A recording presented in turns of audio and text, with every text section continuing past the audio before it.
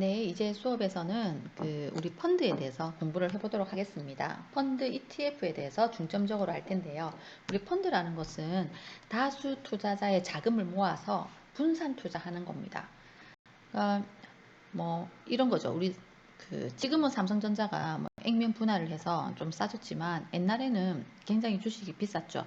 그러면 삼성전자 주식이 예를 들어서 200만 원이라고 하면 월급이 200만 원인 사람이 삼성전자 주식을 한 주를 사고 SK 하이닉스를 한 주를 사고 현대중공업을 한 주를 사고 이렇게 월급 받아서 그렇게 투자를 하기가 어렵잖아요. 그래서 펀드라는 걸 만들어서 이 펀드 안에 삼성전자도 있고 현대중공업도 있고 SK 하이닉스도 있고 안에 다 들어있는 거예요. 여기에 내가 원하는 금액을 넣어서 그 금액만큼 주식을 사는 거예요. 그래서 10만 원을 넣었으면 10만 원 안에는 삼성전자 만 원치, 또 SK 하이닉스 5천 원치 이렇게 조금씩 살 수 있도록 만들어 놓은 게 펀드라고 보시면 되고요. 다수의 투자자의 자금을 모아서 라고 돼 있는데 다수 중에는요 49인 이하의 사모펀드도 있고요. 사모펀드는 2명에서 49인까지를 사모펀드라고 하고요. 50명 이상을 공모펀드라고 합니다. 인원수로 나누거든요. 그래서 우리는 보통 공모펀드를 주로 가입을 해서 투자를 하죠. 예, 그래서 다수 투자자의 자금을 모아서 채권이나 주식이나 부동산, 광물, 에너지원 이런 것에 투자를 하고 투자 금액에 비례해서 투자의 이익도 나눠주고 손실도 같이 공유하는 그런 개념이 펀드가 되겠습니다. 펀드에는요, 채권형 펀드도 있고, 채권에 주로 투자하는 채권형 펀드, 주식에 주로 투자하는 주식형 펀드, 채권과 주식 혼합이 되어 있는 혼합형 펀드 이런 것들이 있는데요. 보통은 한 펀드에는 50개에서 100개, 150개까지 개별 다 분산 투자를 하고 있습니다. 더 자세히 투자 자산군에 따른 펀드 종류가 굉장히 다양한데요. 주식형 펀드부터 채권형, 혼합형, 부동산 펀드, 리츠까지 아주 다양합니다. 주식형 펀드는 60% 이상을 주식에, 채권형 펀드는 60% 이상을 채권에, 그리고 섞여 있는 게 혼합형, 그리고 부동산 펀드는 부동산에 50% 이상을 투자하는 거고, 리츠는 펀드는 아닌데요. 제가 비교하기 위해서 가지고 왔는데 부동산 펀드는 펀드가 되겠고요. 리츠도 부동산에 투자를 하는 건데 펀드하고 조금 다른 거는 얘는 투자자로부터 자금을 모아서 회사를 만듭니다. 회사를 설립해서 이 회사의 주식을 사는 겁니다. 그게 리츠가 됩니다. 그래서 리츠에 투자를 하는 것은 주식을 사는 거고요. 부동산 펀드에 투자를 하는 것은 주식이 아니라 펀드라는 상품에 가입을 하는 것으로서 둘 다 부동산에 투자를 하는 건데 상품은 조금 다르다. 이거를 거의 같은 상품으로 같은 거로 오해하시는 분들이 있는데 상품은 조금 다릅니다. 두 개 다 부동산에 투자하는 거는 같습니다. 또 위험에 따른 주식형 펀드의 종류라고 해서 배당형 펀드, 배당을 많이 하는 주식에 투자하는 가치형 펀드, 내재 가치에 비해서 저평가된 회사의 주식에 주로 투자하는 펀드, 성장형 펀드, 아주 굉장히 성장을 하고 있는 삼성전자 같은 회사가 성장형 펀드입니다. 중소형주 펀드, 성장 가능성이 높으나 현재는 중소형주입니다. 인덱스 펀드, 인덱스 펀드는 전체 고르게 투자하는 것, 즉 1번, 2번, 3번, 4번이 다 섞여 있는 거다. 시장 전체에 골고루 투자한다 보시면 되고, 그렇기 때문에 인덱스 펀드는요, 우리가 코스피 지수가 오르는 거랑 비슷하게 움직입니다. 코스피 지수는 뭐죠? 코스피 지수는요, 우리나라 코스피 지수는요, 1981년에 100으로부터 시작을 했고, 이거는 우리나라 기업들이 장내 시장, 코스피 시장에 상장되어 있는 기업들의 그 주식을 전부 다 더해서 가중 평균한 게 코스피 지수입니다. 코스피 지수이고요. 이 코스피 지수는 100에서 시작해서 현재 약 3100 정도에서 움직이고 있죠. 네. 여기에는 우리나라 상장되어 있는 주식들의 주식 전부를 가중평균에서 지수를 하나 만들었습니다. 그래서 이 지수가 오르고 내림에 따라서 우리가 지수가 주식이 올랐다 내렸다 이렇게 이제 표현을 하는 거죠. 그래서 인덱스 펀드가 이 코스피 지수와 움직임이 비슷합니다. 왜냐하면 시장 전체에 분산 투자한 거기 때문입니다. 이렇게 펀드들의 위험 정도를 한번 보면 채권형 펀드가 위험이 제일 낮다. 그 다음에 혼합형 펀드가 그 다음, 주식형 중에서는 배당형이 위험이 좀 낮은 편이고 성장형, 가치형, 중소형 순으로 위험이 늘어난다라고 보면 됩니다. 그래서 이렇게 갈수록 위험이 높아지고 있다. 변동성이 크다, 등락이 크다 이렇게 표현을 합니다. 이러한 펀드에는요, 이름에 숨겨진 의미가 많이 있습니다. 펀드 이름을 하나 예를 들어 보겠습니다. 미래에셋 글로벌 그레이트 컨슈머 증권자 투자신탁 1호 가로 주식 종류 A라는 펀드가 있습니다. 펀드 이름은 이렇게 다 길죠. 왜냐하면 펀드는 많은 내용을 포함하고 있어야 되거든요. 법적으로. 그래서 길게 됩니다. 일단 첫자 미래셋이라는 첫자는요. 자산운용사 이름이 되겠습니다. 그래서 미래셋 자산운용사에서 운영하는 펀드고요.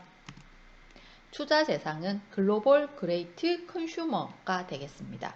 글로벌 즉 해외에 투자하는 펀드구나. 컨슈머 즉 소비재에 투자를 하는구나 라는 것을 알 수가 있고요. 자산군입니다.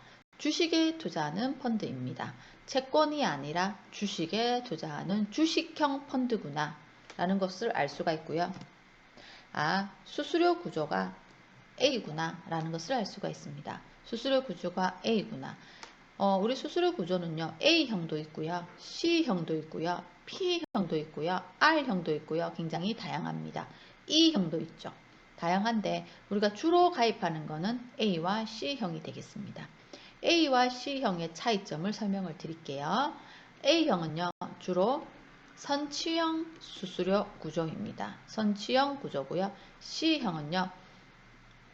A가 선취형인데 플러스 후치가 섞여서 있습니다. C형은요. 후치만 있습니다. 이게 무슨 말인지 예를 들어 볼게요. 미래셋 글로벌 그레이트 컨슈머라는 펀드에 투자를 할 건데 A형은 보니까 수수료를 선취 1%에 후치 1%인 거예요. 근데 C형은 후치 2%라고 나와 있습니다. 이 둘 중에서 하나를 선택하라고 은행 직원이 얘기하는데 뭘 선택해야 될지를 모르겠는 거예요. 여러분들도 들으시는 선생님들도 A형을 선택할지 C형을 선택할지 한번 생각해 보세요. 뭐가 더 유리할까? 대부분은 잘 모르겠다 하시거든요. 그래서 제가 답을 알려드려 보겠습니다. A형은요. 선취 1%인데 내가 만약에 100만원을 저축을 하는 거예요. 100만원씩 12달 저축을 합니다. 총 1200만원 저축을 하기로 했는데 선취형 1%짜리 A를 가입하니까 100만원 넣으니까 만원을 빼고 99만원이 펀드에 들어가는 거예요. 선취형이란 떼고 투자된다 이 말입니다. 그래서 99만원이 투자되고 나중에 이 99만원에서 또 1%씩 후치로 떼가는 거예요. 이거를 매년인데 1%를 1년에 한 번 떼가는 게 아니라 이거를 1계산해서 매일매일 떼갑니다. 1%를 365일 중에 나누기 하루씩 해서 계속 떼가거든요. 그래서 투자되는 전체 돈에서 후치로 1%씩 떼갑니다. 그런데 후치형을 가입하면요. 내가 100만원을 투자했는데 100만원을 투자할 때마다 이 돈이 전부 펀드에 들어가고 후치로 2%씩 떼는 거예요. 후치로 매일매일 2%에 해당 2% 365일분의 1 곱하기 2% 해서 떼가는 거예요. 예. 그러면 뭐가 더 유리하냐면 만약에 내가 이 펀드에 한 달만 투자를 할 사람이 있고 1년을 투자할 사람이 있는 거예요. 그러면 한 달밖에 투자 안 할 건데 처음부터 1% 떼고 또 한 달 동안 매일 1% 곱하기 365일분의 1 해서 떼는 거랑 한 달만 투자할 건데 100만원 한 번 넣고 2%를 1일당 계산하는 거랑 뭐가 더 수수료가 적겠습니까? 이 C형이 훨씬 더 수수료가 적겠죠? 그런데 만약에 내가 이 펀드를 선택했는데 한 달 투자할 게 아니라 10년 투자한다고 해볼게요. 10년 투자한다고 하면 처음에 1% 들어가고 나서 10년 동안 1%씩만 매년 떼가는 게 유리하겠죠. C형을 만약 10년 투자하면 매년 2%씩 10년간 떼가잖아요. 곱하기 10년. 근데 선치는 1년 한 번만 떼고 1% 곱하기 10년 하거든요. 그러면 A가 또 유리해요. 그래서 결국은 A는 장기 투자에 유리하고 C는 단기 투자에 유리하다. 이렇게 클래스를 선택하는 겁니다. 여러분들께서 펀드를 넣으러 은행에 가면 A형을 하시겠어요? C형을 하시겠어요? 물어본단 말이에요. 그러면 그때마다 내가 이 펀드를 얼마 정도 기간 동안 투자할 건지를 고민한 다음에 좀 나는 단기적으로 운영하고 빨리 뺄 거다 하시면 C형을, 아니 나는 좀 오랫동안 운영할 거다 하면 A형을 이렇게 선택하시면 되겠습니다. 그리고 밑에 P형과 R형도 있다라고 했는데 P형과 R형은 연금입니다. 그래서 연금형 펀드를 찾을 때는 P, 펜션의 약자겠죠. 그래서 P, 연금이라는, 그 다음에 R, 리페어의 약자겠죠. 그래서 R형이 붙은 이 두 개는 연금 저축 펀드에서 선택할 수 있는 펀드형이 되겠습니다. 이렇게 펀드 네이밍 구조에 대해서 공부를 해봤습니다. 그러면 우리는 펀드를 선택할 때 어디에 투자하는 펀드를 선택해야 될 것인가, 어느 나라에 투자하는 펀드를 선택해 볼 것인가도 고민을 해볼 수 있는데요. 이 투자하는 나라를 보면 전 세계 시가총액을 한번 참고로 해볼 필요가 있습니다. 우리 전 세계 시가총액 2019년도를 보니까 미국이 전체 시장에서 24%를 차지하고 있습니다. 중국이 16%를 차지하고 있고요. 자세히 보시면 우리 한국은요 1.87%입니다. 지금 한 2% 조금 안 되거든요. 그래서 우리 한국이란 시장은 전 세계에서 2%가 조금 안 되는 아주 작은 시장입니다. 그에 반해 독일은 4.3%, 영국은 3.2%, 이렇게 되어 있고요. 어쨌든 미국이라는 비중이 굉장히 큽니다. 그래서 우리는 미국을 무시할 수가 없는 거고요. 그래서 국내 시장이 2% 정도이기 때문에 국내 시장의 채권형 주식형과 세계로 눈을 조금 돌려서 글로벌하게 주식형과 채권형을 분산해서 투자하시는 게 좋다라고 말씀드리고 싶고요. 그리고 국내 시장의 채권형과 주식형과 세계 시장의 채권형과 주식형을 분산해 줘야 되는 이유도 있습니다. 특히 이 세계 시장 중에서 미국을 예로 들겠습니다. 일단 우리나라의 채권형과 미국의 주식형은 서로가 굉장히 상관관계가 낮습니다. 상관관계가 낮다. 그리고 우리나라의 주식형과 미국의 채권형도 상관관계가 낮다라고 얘기할 수 있는데, 이 상관관계라는 게 뭐냐? 우리가 이런 말 하죠. 계란을 한 바구니에 담지 마라. 그거는 왜 그렇습니까? 떨어뜨리면 전부 다 깨지기 때문이죠. 바구니 한 개 떨어뜨렸는데 계란이 전부 다 깨지면 나는 하나도 없잖아요. 그렇기 때문에 위험해질 때 같이 다 위험해지면 내가 너무 리스크하니까, 위험하니까 상관관계가 낮은 데 투자를 하면 어떤 종목은 오를 때 어떤 종목은 떨어지고, 어떤 종목은 떨어질 때 어떤 종목은 오르면 위험이 분산된다라는 개념입니다. 그럴 때 이 상관관계가 낮은 것들끼리 그래서 투자를 해라 라는 건데, 만약에 분산 투자한다랍시고 국내 주식 시장에서 이 국내 주식형에만 펀드 한 4개 분산하는 분들이 있거든요. 펀드 4개를 가입했어요. 왜 4개 가입하셨습니까? 하니까 분산 투자한다고. 근데 이 4개도 이 전부 다 우리 코로나 19로 인해서 작년 2, 3월에 주식이 폭락할 때 4개 다 그냥 같이 다 떨어지잖아요. 예, 다 같이 떨어지거든요. 그러니까 분산 투자의 개념이 없죠. 예, 그래서 이런 상관관계 계수라는 게 있는데, 이 상관관계 계수가 뭐 마이너스 1에서 1 사이에 있는데, 뭐 이렇게 해서 상관계수가 1이 되면 같이 움직이는 거고 0에 가까울수록 관계가 없는 거고, 뭐 이런 얘기가 있거든요. 근데 이거는 그냥 참고로 한번 듣고 잊으셔도 됩니다. 어쨌든 결론만 말씀드리면 상관관계가 낮은 것들끼리 투자를 해주면 분산 효과가 높은데, 그게 바로 국내 채권형과 미국의 주식형과의 관계가 상관관계가 낮구나. 그리고 국내 주식형과 미국의 채권형이 상관관계가 낮구나. 이렇게 크로스 투자해 주시면 위험을 조금 상쇄시킬 수 있다 라고 말씀을 드릴 수가 있겠습니다.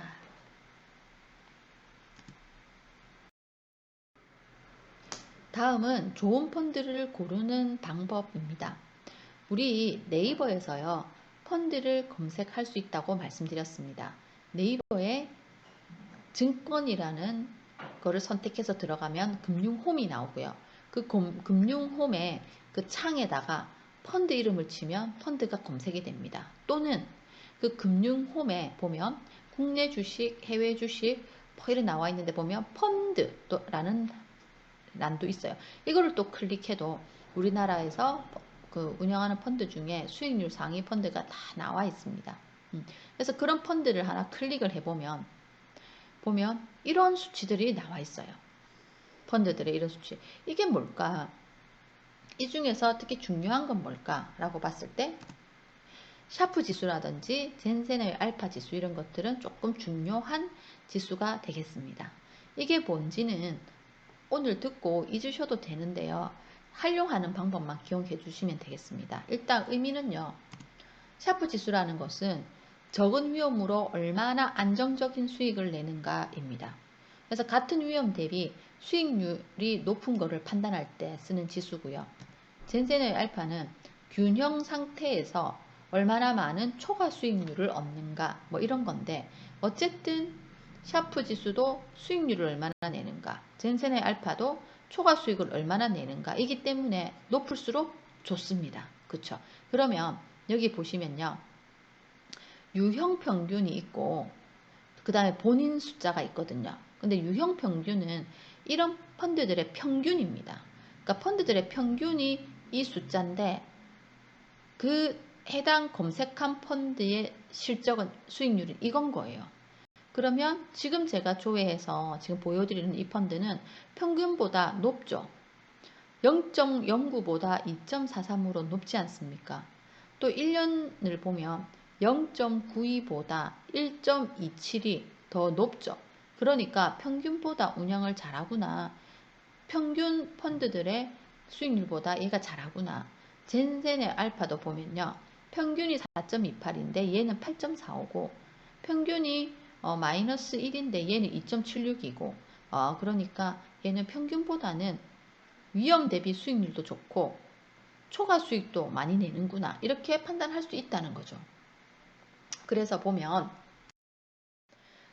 이렇게 내가 가입하려고 하는 펀드가 2개가 있는데 이 2개 중에 어느 게 더 좋냐라고 판단할 때도 이런 지수들을 이용을 할 수가 있습니다. S&P 플러스 글로벌 리치 투게더의 샤프 지수가 2.43인데 미래세 글로벌 그레이트 컨슈머의 샤프 지수가 1.8인 거예요. 그러면 S&P 플러스 글로벌 리치 투게더가 더 좋죠. 또 인도에 투자하는 펀드를 선택하는데 삼성 인디아 증권은 젠센의 알파 지수가 21.29인데 미래에셋 인도 중소형 포커스는 38.76인 거예요. 그러면 같은 값이면 얘를 선택하는 게 더 좋겠죠. 이렇게 선택할 수도 있다는 겁니다. 또 펀드에 좋은 펀드를 고를 때는 수익률도 우리는 무시할 수가 없습니다. 수익률을 볼 때도 안에 좋은 종목들을 담고 있어야 됩니다. 펀드는요, 종목들을 본인이 투자하고 있는 종목들을 다 공개하고 있습니다. 물론 다는 못하고 상위 10종목 정도를 공개를 하는데 이거는 제가 네이버를 통해서 펀드를 검색한 겁니다. 글로벌 펀드 중에서 굉장히 우량한 한 펀드를 예를 들어 보겠습니다. SF 플러스 글로벌 리치 투게더라는 펀드고요. 이 펀드 이름에서 보듯이 운용사 이름은 SF 플러스가 되겠습니다. 글로벌이 적혔으니까 해외에 투자하는 펀드일 거고요. 주식이 가로 안에 있으니까 주식형이 되겠습니다. 설정액은요. 총 이 펀드에 들어가 있는 돈은 1,300억 정도가 되겠습니다.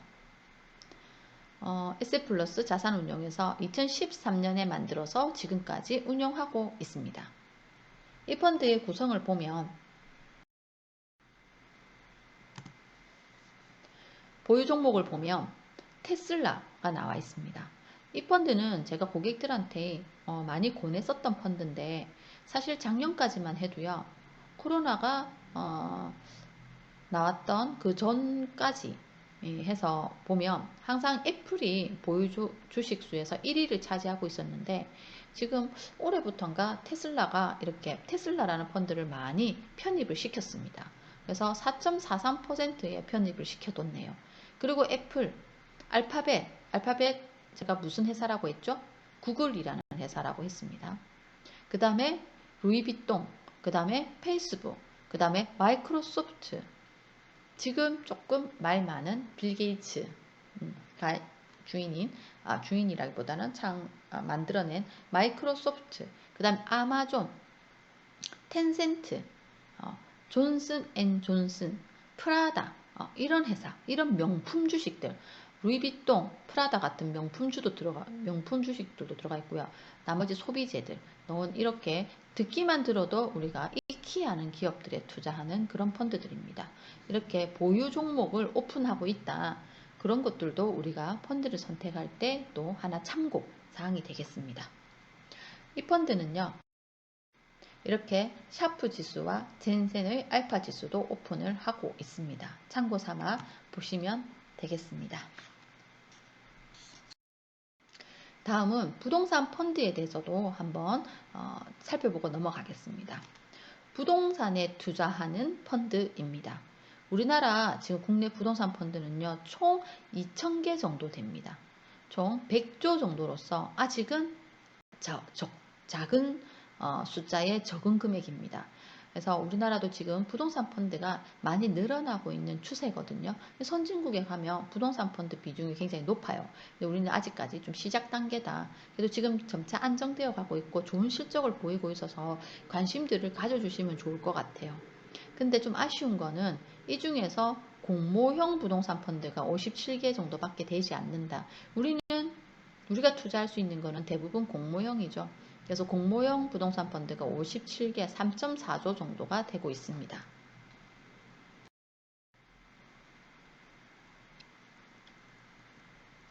부동산 펀드를 사례를 보면 이러한 펀드들이 있는데요. 대부분 유형을 보면 임대형이 많습니다. 부동산을 사서 임대를 놓아서 수익이 발생하면 수익이 발생하는 거죠. 그래서 이런 임대형이 많은데 이렇게 대출 채권형도 있습니다. 돈을 빌려주는 그런 펀드입니다. 그래서 건물 짓는 돈을 빌려주고 거기서 이자를 받는 대출 채권형인데 수익률이 굉장히 높죠.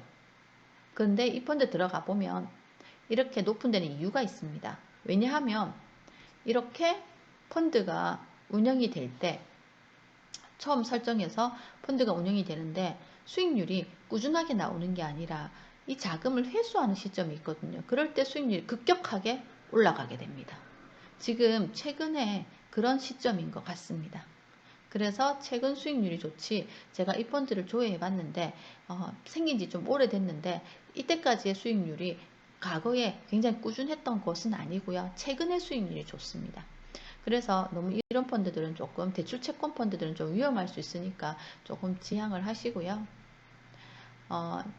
그 밑에 임대형 펀드들 이런 것들을 한번 꾸준하게 보시면 될 것 같아요. 수익률은 1년 수익률은 꾸준하게 한 이 정도 5에서 한 8% 사이 나오고 있어서 우리 부동산 내가 정말 직접 사서 투자해서 임대 수익률 나오는 것과 별반 다르지가 않죠. 근데 관리하기가 편하잖아요. 제가 관리를 안 해도 되잖아요. 그래서 이런 투자도 괜찮을 것 같습니다. 그리고 같은 부동산에 투자하는데 리츠라는 것도 있습니다. 리츠는요, 주식입니다. 주식이고요. 부동산을 산 법인의 주식을 사는 겁니다. 그래서 국내 리츠는요, 지금 현재 272개 정도가 움직이고 있고요. 운영되고 있고요. 총 자산 규모는 60조가 되겠습니다. 이 중에서 위탁관리 리츠, 위탁에서 관리를 하는 그런 리츠가 241개 정도고 92% 정도 됩니다. 근데 이것도 조금 아쉬운 거는 상장이 되어 있는 리츠는 12개이기 때문에 우리가 선택할 수 있는 것은 그렇게 다양하지는 않습니다. 상장이 안 돼 있으면 나머지는 비상장이겠죠. 우리 일반 주식도 상장과 비상장 주식이 있거든요. 근데 우리 비상장을 우리 일반인들이 편하게 선택할 수 있는 통로는 없죠. 그래서 우리는 상장되어 있는 것을 보게 될 텐데 종류들을 한번 보겠습니다. 그래서 이렇게 상장되어 있는 리츠, 주식형 리츠는 롯데리츠, 또 신한알파 리츠, 또 이지스 밸류 리츠, 이런 리츠들이 굉장히 유명한 리츠들인데, 보시면 본인들이, 그러니까 그 법인들이 소유하고 있는 이 부동산이 이렇게 공개되어 있습니다. 롯데리츠는요, 강남, 구리, 광주, 창원, 의왕에 있는 롯데백화점을 가지고 있습니다. 청주, 대구 유라에 있는 롯데 아울렛도 가지고 있고요. 예, 이런 데서 월세를 받아서 이거를 우리 투자자들에게 배당을 해준다라는 겁니다. 배당률이 한 6에서 7% 정도 되니까 괜찮죠. 연으로 이런 임대 수익을 우리랑 나눠 먹는다라는 개념이에요. 신한알파 리츠는 주로 보면 서울에, 경기도에 이런 빌딩들, 이런 데는 오피스가 많이 들어가 있겠죠. 이런 데 이제 임대 수익이 발생하는 그런 리츠가 되겠습니다. 또 보면 주유소를 187개 들고 있는 이런 코람코 에너지 리츠도 있네요. 예.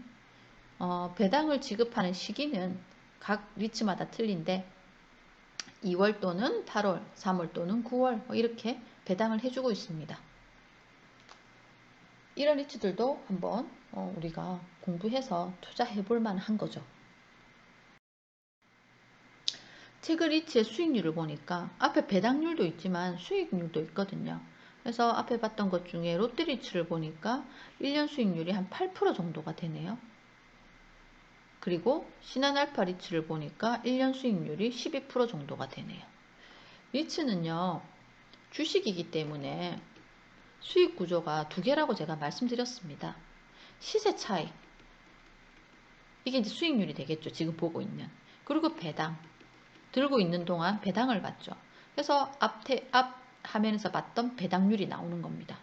그래서 시세 차익으로 몇 프로 수익이 나는지, 배당은 얼마나 받고 있는지 두 개를 봐야 되는데, 앞서 보셨지만 배당도 그렇고 지금 보는 수익률도 보면 그렇게 나쁘지가 않다. 근데 보시면 마이너스 나는 것도 있으니까 조심은 해야 됩니다. 그래서 수익률 나는 이런 펀드, 이런 리츠들의 구성되어 있는 부동산 자산들을 보고 선택을 하시면 되겠습니다.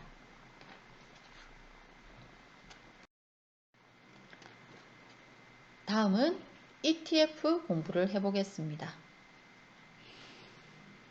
ETF는요, F에서 보듯이 펀드입니다. 펀드인데 펀드인데 트레이드 되는, 상장되어 있는 펀드입니다. 그래서 펀드인데 주식처럼 사고 파는 겁니다. 펀드인데 거래소에 상장되어 있어서 일반 주식처럼 사고 파는 게 ETF입니다. 그래서 펀드인데 사고 판다. 그럼 펀드의 장점은 뭐죠? 분산 투자죠. 분산 투자되어 있고 펀드 매니저가 알아서 운영을 해주는 거죠. 분산 투자되어 있고 운영을 해주는 건데 이게 주식처럼 사고 팔 수 있으니까 장점은 편리하다. 편리하고 즉시 대처가 가능하다. 그래서 가격이 떨어지면 사고, 오르면 팔고 하는 게 주식처럼 굉장히 액티브하게 운영을 할 수 있다라는 장점이 있어서 지금 굉장히 많이 유행을 하고 있습니다. ETF는 이렇게 종류가 다양합니다. 그래서 코덱스 200, 삼성그룹주, 그래서 200이라고 되어 있는 거 보니까 우리나라 200개 종목에 투자하는, 상위 200개 종목에 투자하는 ETF구나 알 수가 있고요. 그 다음에 이 종목명에서 보면 앞에 다 영어가 적혀 있죠. 코덱스, 타이거, 코덱스, 타이거, KB스타, 아리랑, 킨덱스 이렇게 적혀 있는데 이거는 운용사의 브랜드입니다. 코덱스는요 삼성이고요. 타이거는요 미래입니다. 미래에서 만든 ETF다 이겁니다. KB스타는 KB죠. KB증권이죠. KB증권에서 만든 ETF구나. 아리랑은 한화에서 만든 ETF구나. 이렇게 보시면 되고요. 그러면 아리랑 200 그리고 제일 위에 있는 코덱스 200 이거 두 개는요. 우리나라 200개 종목에 투자하는데 하나는 삼성에서 운영하는 거고 하나는 한화에서 운영하는 거다. 이렇게 보시면 되고요. 근데 흐름은 비슷합니다. 보시면 하나에서 200 운영하는 것도 마이너스 1.6이 날 때 삼성에서 운영하는 것도 마이너스 1.66으로 비슷하죠. 예. 왜냐하면 200 종목에 투자하는 거를 같은 곳에 투자를 하기 때문에 수익률도 비슷합니다. 이것 말고요. 2차 전지에 투자하는 것도 있거든요. 그래서 코덱스에서 만든 건데 2차 전지에 투자하는 ETF는 가격이 이 정도가 되는데 보면 시가총액이 한 1조 정도 들어가 있구나를 알 수가 있습니다. 시가총액이 한 1조 정도 들어가 있고요. 과거 수익률도 지금 나와 있는데 펀드처럼 다양하게 종목을 보유하고 있는데 그걸 한번 보겠습니다. 이렇게 코덱스 2차 전지 산업에는 이러한 종목들에 투자를 하고 있다. 2차 전지 관련주들입니다. 우리가 하나하나 사서 보유할 수도 있겠지만 이렇게 펀드로 투자를 하면 적은 돈으로 이 종목들을 살 수 있는 장점이 있다는 거죠. 그리고 종목들 중에는 이렇게 반도체에 투자하는 ETF, 은행에 투자하는 ETF, 그리고 이렇게 헬스케어에 투자하는 ETF도 있습니다. 헬스케어에 투자하는 ETF를 한번 들여다 보겠습니다.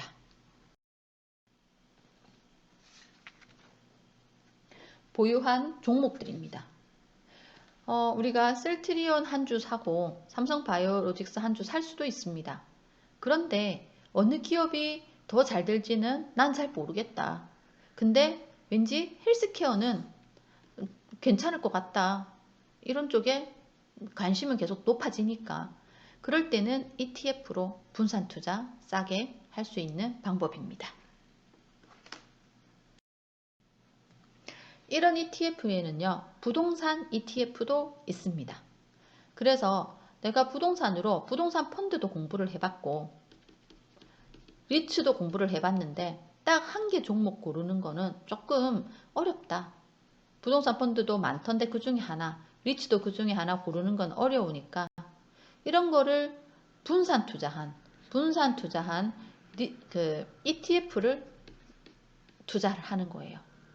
그래서 보면 코덱스 다우존스 미국 리츠 같은 경우에는 미국의 부동산에 분산 투자한 리츠 리츠 ETF입니다. 또 싱가포르에 투자하는, 일본에 투자하는, 또 아니면 우리나라에 투자하는, 또 우리나라 인프라 채권에 투자하는, 이렇게 다양한 부동산 관련된 ETF도 있다는 거. 예, 우리나라에 한 9개 정도 부동산 ETF가 있습니다. 여기에 투자하는 것도 괜찮을 것 같고요. 수익률을 보셔도 나쁘지가 않죠. 그래서 6개월 수익률, 1년 수익률 보시면서 분산 투자 한번 해보시면 좋을 것 같아요. 그래서 이제는 금융으로도요, 주식, 채권 말고도요, 부동산도 이렇게 금융으로 투자하는 방법이 많아지고 있습니다. 이거를 부동산 간접 투자 상품들이라고 부르고 있습니다. 그리고 ETF 중에서 국내 ETF도 있지만 미국의 ETF를 직접 투자하시는 분들도 있습니다. 국내 ETF는 국내 ETF를 통해서 미국에 투자를 할 수도 있거든요. 그거는 타이거라는 미래에서 운영하는 ETF 중에서 미국 S&P 500이라는 ETF가 있습니다. 이거는 미국 S&P 500 지수 따라 움직이는 건데 S&P 500이라는 것은 조금 이따가 다시 설명드리겠습니다.